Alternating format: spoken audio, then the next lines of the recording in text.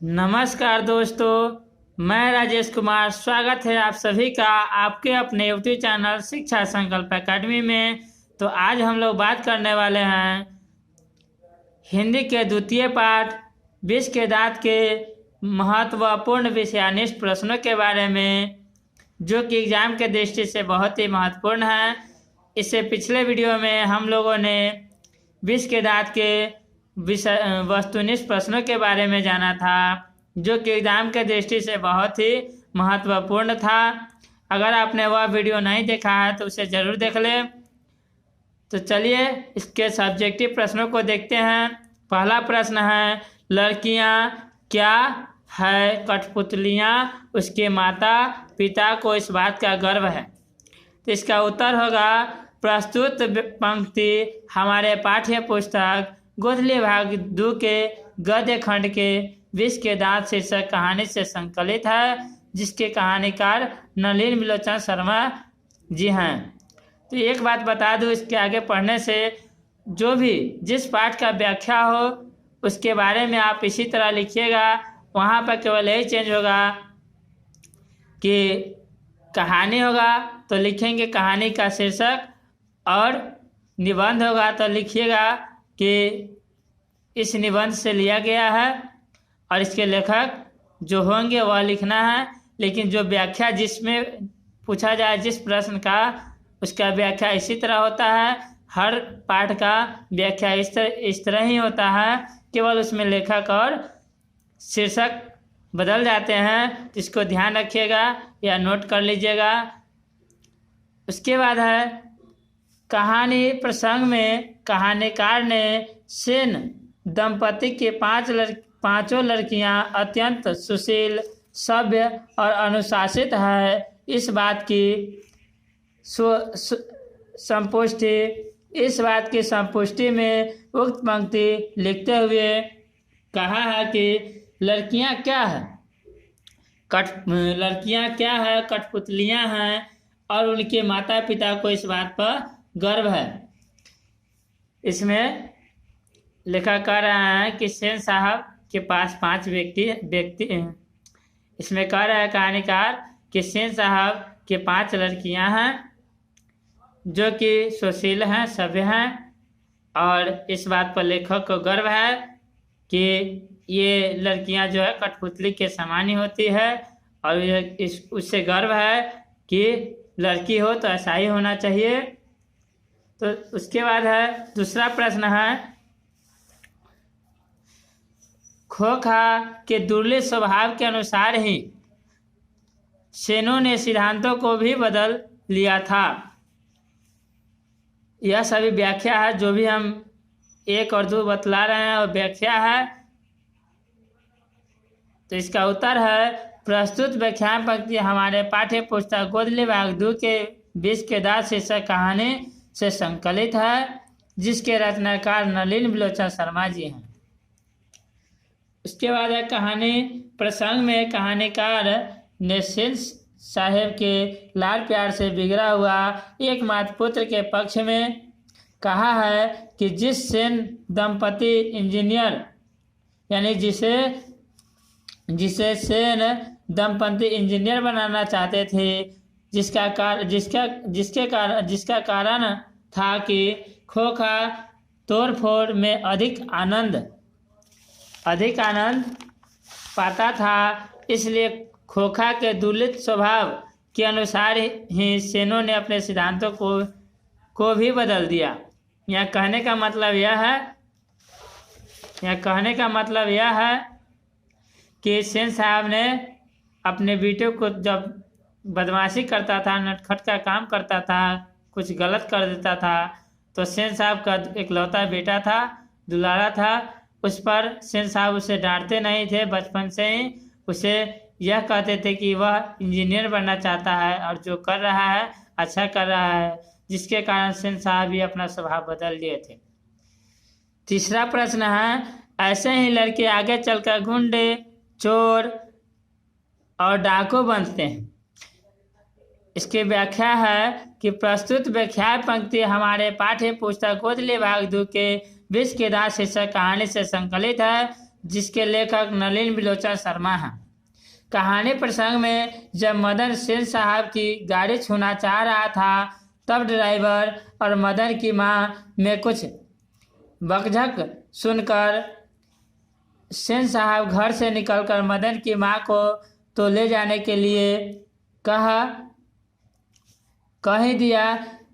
इससे उनका गुस्सा शांत नहीं हुआ तो रात में मदन के पिता गिरधर लाल को बुलाकर कहा, देखो गिरधर, मदन आज कल बहुत नटखट हो गया है, गाड़ी भी गंदा किया, साथ साथ ड्राइवर को मारने दौड़ा। ऐसे ही आगे चलकर गुंडे, चोर और मवाली बनते हैं।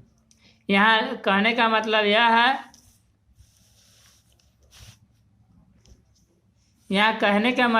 है कि जब मदन ने सेन साहब की गाड़ी छू रहा था तो उस समय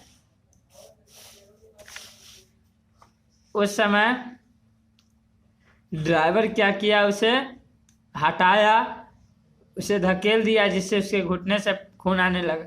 उसकी माँ देखी तो उसे कुछ बोलने लगा।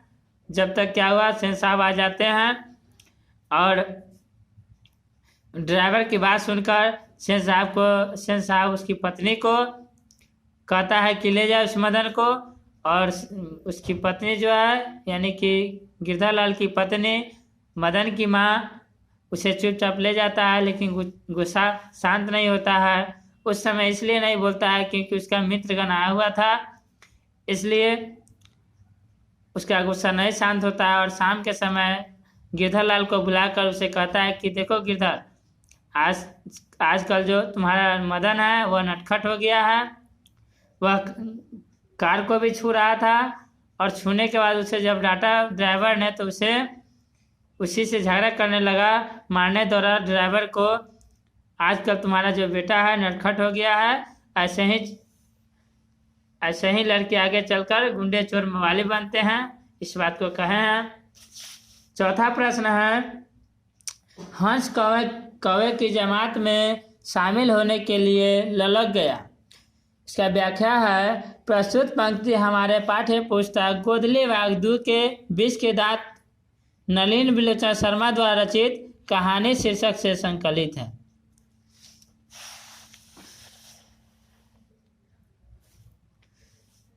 कहानी के संदर्भ में मदन गली के बच्चों के साथ लट्टू नचा रहा है। सेन साहब का खोखा भी वहां आ गया।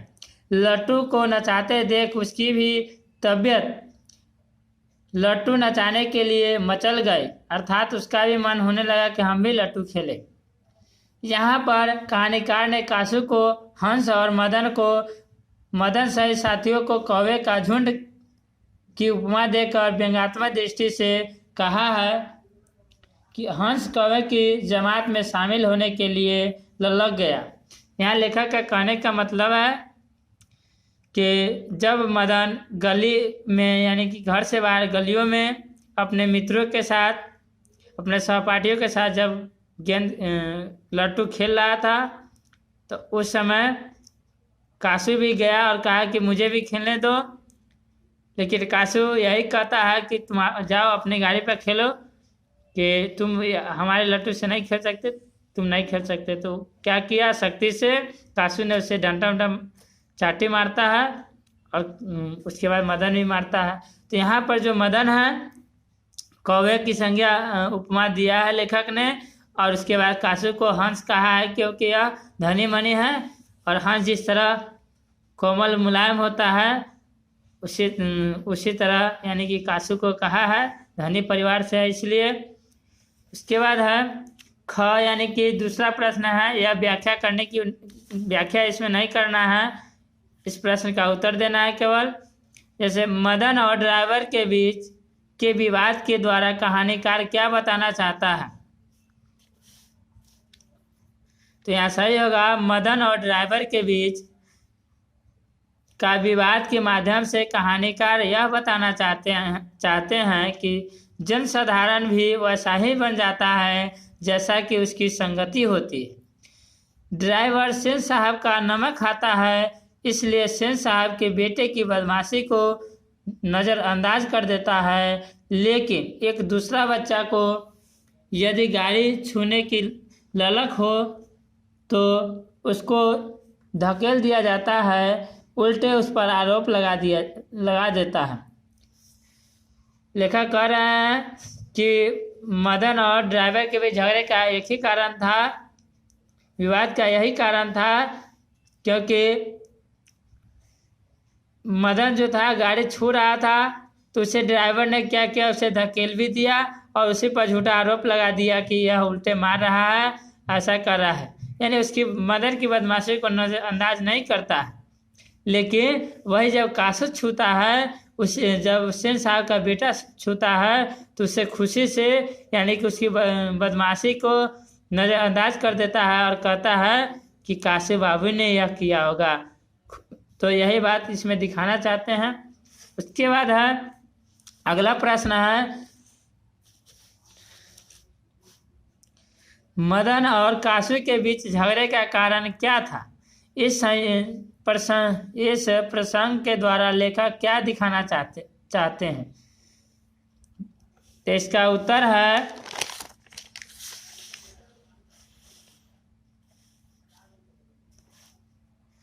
कासू और मदन के बीच कहानीकार झगड़े को एकमात्र कारण बालहट बताते हैं।